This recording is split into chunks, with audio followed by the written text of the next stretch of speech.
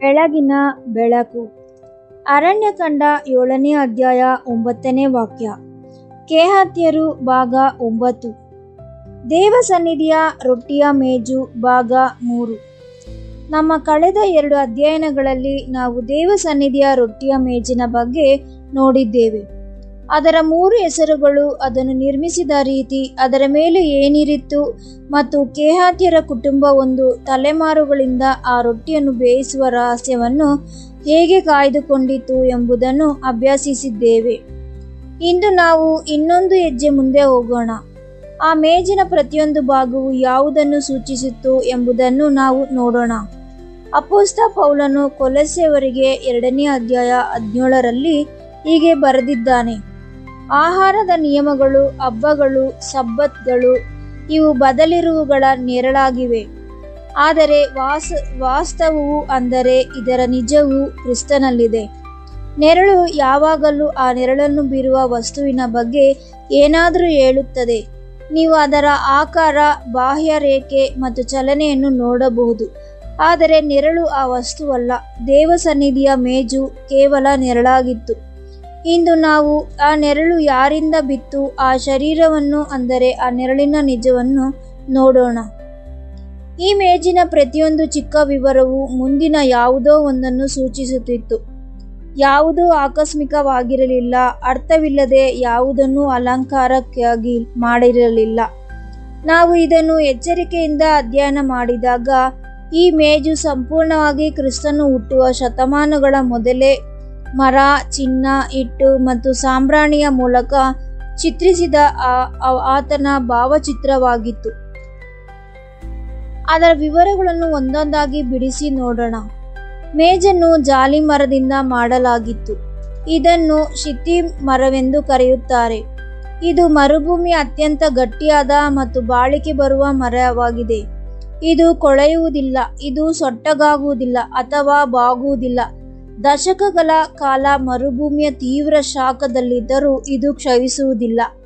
ಇದೇ ಕಾರಣಕ್ಕಾಗಿ ಒಡಂಬಡಿಕೆಯ ಪೆಟ್ಟಿಗೆ, ಬಲಿಪೀಠಗಳು, ಹೊರುವ ಕಂಬಗಳು ಮತ್ತು ಮೇಜಿಗಾಗಿ ಈ ಮರವನ್ನು ಆಯ್ದುಕೊಳ್ಳಲಾಗಿತ್ತು. ಇದು ದೇವದರ್ಶನ ಗುಡಾರದ ಮರವಾಗಿತ್ತು, ಏಕೆಂದರೆ ಇದು ತಾಳಿಕೊಳ್ಳುವ ಮತ್ತು ಉಳಿಯುವ ಮರವಾಗಿದೆ. ಈ ಮರವು ಮನುಷ್ಯನಿಗಾಗಿ ಯೇಸುಕ್ರಿಸ್ತನ ಗುಣ ಸ್ವಭಾವದ ಬಗ್ಗೆ ಮಾತನಾಡುತ್ತದೆ. ಇಬ್ರಿಯರಿಗೆ 4ನೇ ಅಧ್ಯಾಯ 15ನೇ ವಾಕ್ಯ ಹೇಳುವಂತೆ, ಆತನು ಪಾಪವಿಲ್ಲದವನಾಗಿದ್ದರೂ ನಮಗಾದಂತೆ ಎಲ್ಲ ವಿಷಯಗಳಲ್ಲಿ ಪರೀಕ್ಷಿಸಲ್ಪಟ್ಟನು.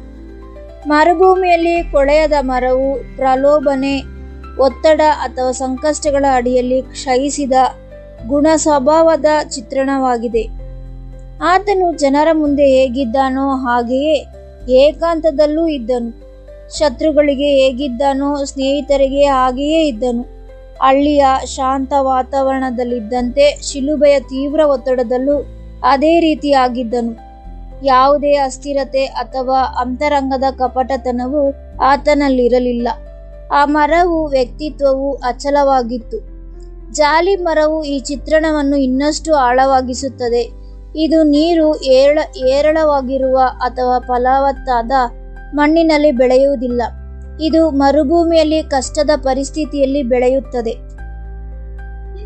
ಕ್ರಿಸ್ತನು ಅರಮನೆಯಲ್ಲಿ ಹುಟ್ಟಲಿಲ್ಲ, ಬದಲಾಗಿ ಬೆತ್ಲೆಹೇಮಿನ ಗುರುತಿಲ್ಲದ ಸ್ಥಳದಲ್ಲಿ ಜನಿಸಿದನು.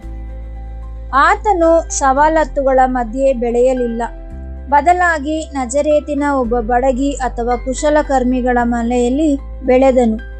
ಅದು ಎಷ್ಟು ಸಾಮಾನ್ಯ ಸ್ಥಳವಾಗಿತ್ತೆಂದರೆ, ನತಾನಿಯೇಲನು ಒಮ್ಮೆ ಹೀಗೆ ಹೇಳಿದನು: ನಜರೇತಿನಿಂದ ಒಳ್ಳೆಯದೇನಾದರೂ ಬರಲು ಸಾಧ್ಯವೇ? ಆತನು ಮಾನವ ಸ್ವಭಾವವು ಈ ಪ್ರಪಂಚದ ಮರುಭೂಮಿಯಲ್ಲಿಯಂತಹ ಕಠಿಣ ಪರಿಸ್ಥಿತಿಯಲ್ಲಿ ರೂಪುಗೊಂಡಿತ್ತು. ಆದರೂ ಅದು ಎಂದಿಗೂ ಕ್ಷಯಿಸುವುದಿಲ್ಲ. ಪರಿಸ್ಥಿತಿಗಳು ಎಷ್ಟು ಕಠಿಣವಾಗುತ್ತವೋ ಅಷ್ಟು ಆ ಮರದ ಗುಣಮಟ್ಟವು ಸಾಬೀತವಾಗುತ್ತದೆ. ಜಾಲಿ ಮರದ ಮೇಲೆ ಶುದ್ಧ ಚಿನ್ನದ ತಗಡುಗಳನ್ನು ಹೊದಿಸಲಾಗಿತ್ತು. ಒಳಗೆ ಮತ್ತು ಹೊರಗೆ ಪ್ರತಿಯೊಂದು ಮೇಲ್ಮೈಯನ್ನು ಅದು ಆವರಿಸಿತು. ಚಿನ್ನ ಎಂಬ ಹೀಬ್ರೂ ಪದಕ್ಕೆ ಮಿನುಗುವುದು ಎಂಬ ಅರ್ಥವಿದೆ. ಇದು ಕೇವಲ ಮೇಲ್ನೋಟದ ಲೇಪನವಾಗಿರಲಿಲ್ಲ, ಇದು ಶುದ್ಧ ಚಿನ್ನವಾಗಿದ್ದು ಮೇಜಿನ ಪ್ರತಿಯೊಂದು ಭಾಗವೂ ಮುಚ್ಚಿತ್ತು. ಆ ಚಿನ್ನವು ಕ್ರಿಸ್ತನು ಅಭಿಷೇಕಿಸಲ್ಪಟ್ಟ ಮತ್ತು ಆತನು ನಡೆದ ದೈವಿಕ ಗುಣ ಸ್ವಭಾವವನ್ನು ಸೂಚಿಸುತ್ತದೆ. ಕೊಲೊಸ್ಸೆಯವರಿಗೆ 2ನೇ ಅಧ್ಯಾಯ 9ನೇ ವಾಕ್ಯ ಹೇಳುತ್ತದೆ, ದೈವತ್ವದ ಪೂರ್ಣತೆಯು ಶರೀರಧಾರಿಯಲ್ಲಿ ಆತನಲ್ಲಿ ನೆಲೆಸಿದೆ. ಇದು ಭಾಗಶಃ ಅಭಿಷೇಕವಲ್ಲ ಅಥವಾ ಕೆಲವು ಕ್ಷಣಗಳಲ್ಲಿ ದೇವರ ಉಪಸ್ಥಿತಿ ಇರುವುದು ಮತ್ತು ಇನ್ನು ಕೆಲವು ಕ್ಷಣಗಳಲ್ಲಿ ಇಲ್ಲದಿರುವುದಲ್ಲ. ಬದಲಾಗಿ ಅದು ಸಂಪೂರ್ಣವಾಗಿ ಕ್ರಿಸ್ತನಲ್ಲಿದೆ. ಚಿನ್ನವು ಕೇವಲ ಮೇಜಿನ ಹೊರಗೆ ಮಾತ್ರ ಇರಲಿಲ್ಲ, ಅದು ಒಳಗೂ ಇತ್ತು. ಇದು ಬಹಳ ಮುಖ್ಯವಾದ ವಿವರ. ಅನೇಕ ವಸ್ತುಗಳು ಹೊರನೋಟಕ್ಕೆ ಸುಂದರವಾಗಿ ಕಂಡರೂ ಒಳಗೆ ಟೊಳ್ಳೆಯಾಗಿರುತ್ತವೆ ಅಥವಾ ಕೊಳೆಯಿಂದ ಕೂಡಿರುತ್ತದೆ. ಆದರೆ ಮೇಜು ಒಳಹೊರಗೆ ಚಿನ್ನದಾಗಿತ್ತು. ಕ್ರಿಸ್ತನಲ್ಲಿ ಯಾವುದೇ ಟೊಳ್ಳುತನವಿರಲಿಲ್ಲ. ನೀವು ಹೊರಗೆ ಏನನ್ನು ನೋಡಿದಿರೋ ಅದು ಒಳಗೂ ಹಾಗೆಯೇ ಇತ್ತು. ಅದೇ ಸ್ವಭಾವ, ಅದೇ ಪವಿತ್ರತೆ ಮತ್ತು ಅದೇ ಅಭಿಷೇಕ. ಚಿನ್ನದಿಂದ ಹೊದಿಸಲ್ಪಟ್ಟ ಮರ ಅಂದರೆ ದೈವಿಕ ಗುಣದಿಂದ ಆವರಿಸಲ್ಪಟ್ಟ ಮಾನವ ಗುಣ. ಇದನ್ನೇ ಗುಡಾರವು ನಮಗೆ ತೋರಿಸುತ್ತಿತ್ತು. ಈ ಸಂಯೋಜನೆಯು ಗುಡಾರದಂತ್ಯ ಪದೇ ಪದೇ ಕಾಣಿಸಿಕೊಳ್ಳುತ್ತದೆ. ಒಡಂಬಡಿಕೆಯ ಪೆಟ್ಟಿಗೆ, ಬಲಿಪೀಠಗಳು, ಕಂಬಗಳು ಎಲ್ಲವೂ ಹೊರಗಡೆ ಮರ, ಒಳಗಡೆ ಚಿನ್ನ, ಅಂದರೆ ಭೂಮಿಯನ್ನು ಆವರಿಸುವ ಸ್ವರ್ಗ, ಮಾನವನ ಮೇಲೆ ನೆಲೆಸಿರುವ ದೈವಿಕತೆ. ಕ್ರಿಸ್ತನನ್ನು ನೋಡಿದಾಗ ನಮಗೆ ಕಾಣುವುದು ಇದನ್ನೇ. ಮೇಜಿನ ಮೇಲ್ಭಾಗದ ಅಂಚಿನಲ್ಲಿ ಚಿನ್ನದ ಪಟ್ಟಿಯೊಂದಿತ್ತು. ಅದನ್ನು ಕಿರೀಟ ಎಂದು ವಿವರಿಸಲಾಗಿದೆ. ಅದರ ಕೆಳಗೆ 2ನೇ ಚಿನ್ನದ ಪಟ್ಟಿ ಇತ್ತು, ಅಂದರೆ ಒಂದು ಜೋಡಿ ಕಿರೀಟ. ಅರಣ್ಯ ಪ್ರಯಾಣದ ಸಮಯದಲ್ಲಿ ರೊಟ್ಟಿ ಮತ್ತು ಪಾತ್ರೆಗಳು ಜಾರಿ ಬೀಳದಂತೆ ಇವು ತಡೆಯುತ್ತಿದ್ದವು. ಆದರೆ ಅವು ಮೇಜಿನ ಬಗ್ಗೆ ಇನ್ನೊಂದು ಸತ್ಯವನ್ನು ಘೋಷಿಸುತ್ತಿದ್ದವು. ಇದು ರಾಜಮನೆತನದ ಪೀಠೋಪಕರಣವಾಗಿತ್ತು. ಆ ಮೇಜು ಕಿರೀಟವನ್ನು ಧರಿಸಿತ್ತು, ಅದು ರಾಜನಿಗೆ ಸೇರಿದ್ದಾಗಿತ್ತು. ಇಬ್ರಿಯರಿಗೆ 2ನೇ ಅಧ್ಯಾಯ 9ನೇ ವಾಕ್ಯ ಹೇಳುತ್ತದೆ, ದೇವದೂತರಿಗಿಂತ ಸ್ವಲ್ಪ ತಗ್ಗಿಸಲ್ಪಟ್ಟಿದ್ದ ಯೇಸುವು ಮರಣವನ್ನು ಅನುಭವಿಸಿದ್ದಕ್ಕಾಗಿ ಮಹಿಮೆ ಮತ್ತು ಘನತೆ ಎಂಬ ಕಿರೀಟವನ್ನು ಧರಿಸಿಕೊಂಡಿರುವುದನ್ನು ನಾವು ನೋಡುತ್ತೇವೆ. ಹಳೆಯ ಒಡಂಬಡಿಕೆಯ ಯಾಜಕರು ಮಹಿಮೆ ಮತ್ತು ಸೌಂದರ್ಯದ ವಸ್ತ್ರಗಳನ್ನು ಧರಿಸುತ್ತಿದ್ದರು. ಆದರೆ ನಮ್ಮ ಮಹಾಯಾಜಕನು ಕೇವಲ ಮಹಿಮೆಯನ್ನು ಧರಿಸಿಕೊಂಡಿರುವುದು ಮಾತ್ರವಲ್ಲ, ಆತನು ಅದನ್ನೇ ಕಿರೀಟವನ್ನಾಗಿ ಮಾಡಿಕೊಂಡಿದ್ದಾನೆ. ಕಿರೀಟವು ವಸ್ತ್ರಕ್ಕಿಂತ ದೊಡ್ಡದು. ಅದು ತಲೆಯ ಮೇಲೆ ಕುಳಿತುಕೊಳ್ಳುತ್ತದೆ. ಅದು ಆಳುವ ರಾಜನ ಗುರುತಾಗಿದೆ. ಮತ್ತು ಪ್ರಕಟಣೆ 19ನೇ ಅಧ್ಯಾಯ 12ನೇ ವಾಕ್ಯ, ಆತನು ಒಂದು ಕಿರೀಟವಲ್ಲ, ಅನೇಕ ಕಿರೀಟಗಳನ್ನು ಧರಿಸಿದ್ದಾನೆ ಎಂದು ಹೇಳುತ್ತದೆ. ಮೇಜಿನ ಜೋಡಿ ಕಿರೀಟವು ಈಗಲೇ ಅದನ್ನು ಸೂಚಿಸುತ್ತಿತ್ತು. ಆದರೆ ಕಿರೀಟವು ಪ್ರಾಯೋಗಿಕವಾಗಿ ಏನು ಮಾಡಿತು ಎಂಬುದನ್ನು ಗಮನಿಸಿ. ಅದು ರೊಟ್ಟಿಯನ್ನು ಕೆಳಗೆ ಬೀಳದಂತೆ ಹಿಡಿದಿಟ್ಟುಕೊಂಡಿತ್ತು. ಅಂಚುಗಳನ್ನು ಭದ್ರಪಡಿಸಿದ ಆ ಕಿರೀಟದಿಂದಾಗಿ ಆ ಮೇಜಿನ ಯಾವುದು ಜಾರಿ ಬೀಳಲು ಸಾಧ್ಯವಿರಲಿಲ್ಲ. ಇಲ್ಲೊಂದು ಸುಂದರವಾದ ಸತ್ಯವಿದೆ. ಕ್ರಿಸ್ತನ ರಾಜತ್ವವು ಆತನ ಜನರನ್ನು ಭದ್ರಪಡಿಸುತ್ತದೆ. ಆತನು ಕಿರೀಟ ಧರಿಸಿದವನಾಗಿರುವುದರಿಂದ ಆತನಿಗೆ ಸೇರಿದ ಯಾರೂ ದಾರಿ ತಪ್ಪಿ ನಾಶವಾಗಲು ಸಾಧ್ಯವಿಲ್ಲ. ಯೋಹಾನ ಬರೆದ ಪತ್ರಿಕೆ 10ನೇ ಅಧ್ಯಾಯ 28ನೇ ವಾಕ್ಯ ಹೇಳುತ್ತದೆ, ನಾನು ಅವರಿಗೆ ನಿತ್ಯ ಜೀವವನ್ನು ಕೊಡುತ್ತೇನೆ, ಅವರು ಎಂದಿಗೂ ನಾಶವಾಗರು ಮತ್ತು ಯಾರೂ ಅವರನ್ನು ನನ್ನ ಕೈಯಿಂದ ಕಸಿದುಕೊಳ್ಳಲಾರರು. ಮೇಜಿನ ಕಿರೀಟವು ಅರಣ್ಯದ ಪ್ರಯಾಣದುದ್ದಕ್ಕೂ ರೊಟ್ಟಿಯನ್ನು ಸುರಕ್ಷಿತವಾಗಿರಿಸಿತು. ಕ್ರಿಸ್ತನ ಕಿರೀಟವು ಈ ಕಾಲದ ಅರಣ್ಯ ಪ್ರಯಾಣದಂತ್ಯ ಆತನ ಜನರನ್ನು ಸುರಕ್ಷಿತವಾಗಿರಿಸುತ್ತದೆ. ನಾವು ಈಗ ಮೇಜಿನ ಬಗ್ಗೆ ನೋಡಿದ್ದೇವೆ. ಅದರ ಮರ, ಚಿನ್ನ ಮತ್ತು ಕಿರೀಟದ ಬಗ್ಗೆ ತಿಳಿದುಕೊಂಡಿದ್ದೇವೆ. ನಾಳೆ ನಾವು ಅದರ ಮೇಲಿರಿಸಲಾದ ರೊಟ್ಟಿಯ ಬಗ್ಗೆ ಅಧ್ಯಯನ ಮಾಡೋಣ. ಅಂದರೆ ಉತ್ತಮವಾದ ಹಿಟ್ಟು, ಹುಳಿಯಿಲ್ಲದ ಗುಣಸ್ವಭಾವ, 12 ಸಮಾನವಾದ ರೊಟ್ಟಿಗಳು ಮತ್ತು ಮೇಜಿನಿಂದ ದೇವರೆದುರು ಸುಗಂಧವಾಗಿ ಏರುತ್ತಿರುವ ಸಾಂಬ್ರಾಣಿಯ ಬಗ್ಗೆ ನೋಡೋಣ. ಪ್ರತಿಯೊಂದು ತನ್ನದೇ ಆದ ಸಂದೇಶವನ್ನು ಹೊಂದಿದೆ ಮತ್ತು ಪ್ರತಿಯೊಂದು ಕ್ರಿಸ್ತನನ್ನು ನಿಖರವಾಗಿ ಮತ್ತು ಸುಂದರವಾಗಿ ತೋರಿಸುತ್ತದೆ. ನಾವು ನಾಳೆ ಮುಂದುವರಿಸೋಣ. ಪ್ರಾರ್ಥನೆ.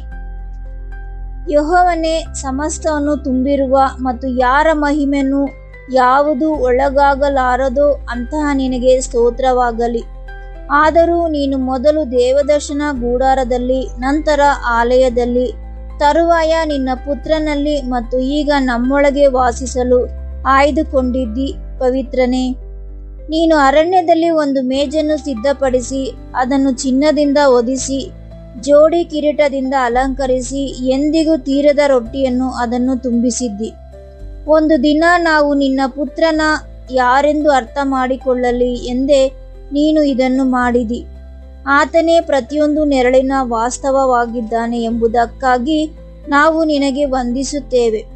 ಒತ್ತಡದ ಸಮಯದಲ್ಲಿ ಆತನ ಸ್ವಭಾವವು ಕ್ಷಯಿಸಲಿಲ್ಲ ಎಂಬುದಕ್ಕಾಗಿ ಆತನು ಈ ಪ್ರತಿ ಅರಣ್ಯ ಪರಿಸ್ಥಿತಿಯಲ್ಲೂ ದೃಢವಾಗಿ ನಿಂತಿದ್ದಕ್ಕಾಗಿ ಮತ್ತು ಒಳಗೂ ಹೊರಗೂ ಯಾವುದೇ ಟೊಳ್ಳುತನವಿಲ್ಲದ ಸಂಪೂರ್ಣ ಅಭಿಷೇಕ ಹೊಂದಿದ್ದಕ್ಕಾಗಿ ನಾವು ನಿನಗೆ ವಂದಿಸುತ್ತೇವೆ. ನಾವು ಈ ಮೇಜನ್ನು ಅಧ್ಯಯನ ಮಾಡುವಾಗ ಆತನನ್ನು ಇನ್ನಷ್ಟು ಸ್ಪಷ್ಟವಾಗಿ ಕಾಣುವಂತೆ ನಮಗೆ ಸಹಾಯ ಮಾಡು ಮತ್ತು ಆತನ ಗುಣಗಳನ್ನು ಹೊತ್ತವರಾಗಿರಲು ನಮಗೆ ಸಹಾಯ ಮಾಡು. ಅಂದರೆ ಕ್ಷಯಿಸದ ಮಾನವೀಯತೆ ಮತ್ತು ಅಚಲವಾದ ಗುಣಸ್ವಭಾವ ನಮ್ಮದಾಗಲಿ. ನೀನು ನಿನ್ನ ಪುತ್ರನಿಗೆ ಕಿರೀಟವಿಟ್ಟಂತೆ ನಮ್ಮ ಜೀವನವನ್ನು ನಿನ್ನ ಘನತೆಯಿಂದ ಕಿರೀಟಧಾರಿಗಳನ್ನಾಗಿ ಮಾಡು ಮತ್ತು ನಾವು ಮೇಜಿನಿಂದ ಜಾರಿ ಬೀಳದಂತೆ ನಮ್ಮನ್ನು ಕಾಪಾಡು. ಕ್ರಿಸ್ತನ ಹೆಸರಿನಲ್ಲಿ ಬೇಡಿ ಹೊಂದುತ್ತೇವೆ ನಮ್ಮ ಪರಮ ತಂದೆಯೇ, ಆಮೇನ್.